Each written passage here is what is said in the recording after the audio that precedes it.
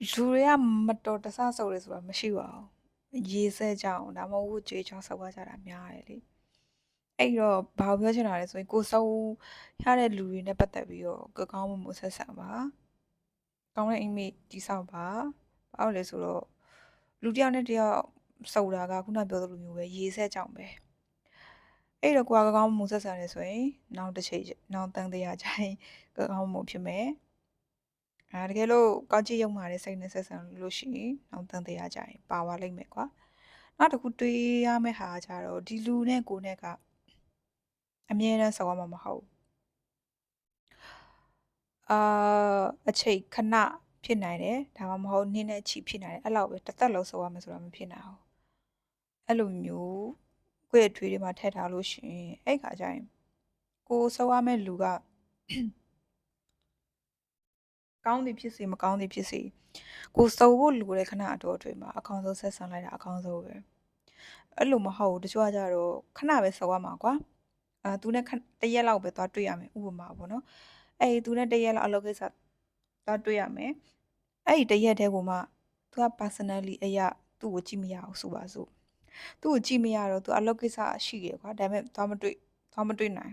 သွားမတွေ့ချင်အဲ့လိုလူတွေတကယ်ရှိတယ်အဲ့လူတွေကိုပြောချင်တာပေါ့နော်အဲ့လူနဲ့ကိုနဲ့ကအမြဲတမ်း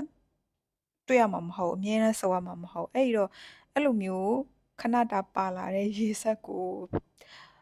အခုဒီတန်တရားမှာကလေးကဖြစ်လိုက်မယ်ဆိုရင်နောက်တန်တရားကြရင်မပါတော့ဘူးကွာကျမတို့အဲ့လိုရည်ရွယ်ချက်နဲ့ပဲပေါ့နော်ဘာလို့လဲဆိုတချို့လူတွေနဲ့ဆိုရင်မတွေ့ချင်ပေါ့နော်ဒါပေမဲ့အဲ့လိုလှည့်ပြီးတော့တွေးလိုက်တယ်ပေါ့နော်ငါအခုသွားတွေးလိုက်တယ်ဆိုရင်နောက်ဆိုရင်ငါပတ်သက်စရာအကြောင်းမရှိတော့ဘူးဆိုပြီးတော့အဲ့လိုရည်ချက်နဲ့ဖြစ်တွေးပြီးတော့လှုပ်လိုက်တာများတယ်မစီမဆိုင်နောက်တစ်ခုဖြည့်ပြီးတော့ပြောချင်တဲ့ဟာကြတော့ relationship ကိစ္စမှာလည်းအဲ့လိုမျိုးပဲဒီလူတယောက်နဲ့လမ်းခွဲရတော့မယ်ဘလို့အကြောင်းအရာအကြောင်းပဲဖြစ်ဖြစ်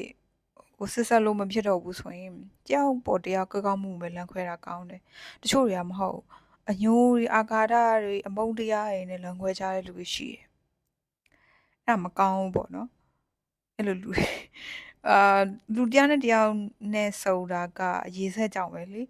အဲ့တော့ရေဆက်ကြောင်ပဲပြန်ပြီးတော့ခွဲခွာတာလေမဆန်းဘူးလေအဲ့ဒါကိုတချို့တွေကကျတော့အဲ့လိုစိတ်မထားနိုင်ဘူးကွာမထားနိုင်တော့အဲ့မှာတယောက်နဲ့တယောက်မခေါ်မပြောနိုင်ဖြစ်ကြည့်မရတော့အမုန်းတရားတွေဘာညာပွားအဲ့လိုရှိရယ်ကွာနောက်တစ်ခုကကျတော့အခြားတယောက်ကအသေးရောက်သွားလို့အဲ့ခါကျရင်သူကမစားတဲ့အမဲ